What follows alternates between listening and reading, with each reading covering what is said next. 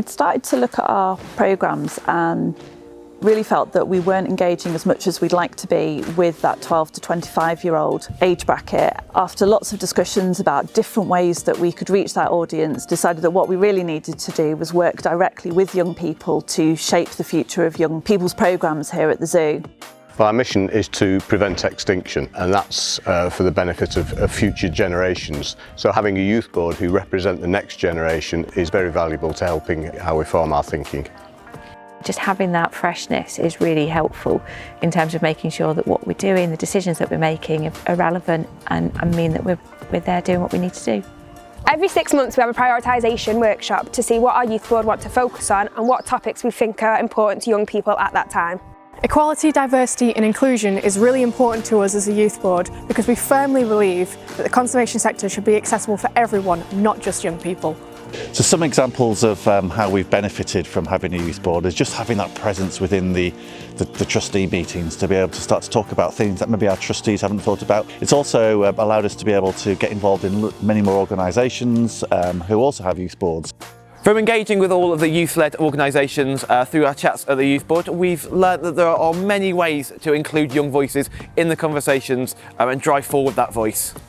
We hosted our first ever youth symposium to empower young people in conservation. During the 2-day event, we had guest speakers, a chance to network with other young people, and even a tour of the zoo.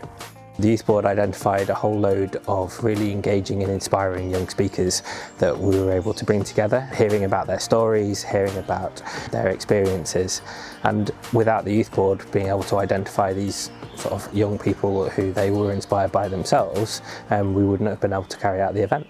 The Youth Board have been really helpful in helping us engage with policymakers, and particularly of late actually we've had some success engaging with the Department for Education on their new climate and sustainability strategy. And I think the thing that made us stand out from other conservation charities was actually the Youth Board, and what we were able to do is a representative of the Youth Board sat on the department's youth panel. That's one of only about 24 young people from right across the country, which gave us a sort of inside track on how to influence that policy. So far, since we set up the Youth Board, it's been a huge success. They've contributed greatly to help formulating our thinking. So without any hesitation, it has been and will continue to be a success. What I would say to CEOs who are thinking about setting up their own youth board is it's definitely something you should do. It's really opened our eyes here at Chester Zoo with issues that we never thought about. I've benefited from being on the youth board because I've grown in confidence, I've made friends and I've learnt how an organisation works from the inside out. We developed our Youth Governance Toolkit to give other organisations in the conservation sector, and especially zoos, all the tools to produce their own systems of youth governance. You can't make the conversation around saving our planet worse by including more voices, and you cannot have a biodiverse world without a diversity of voices helping to save it.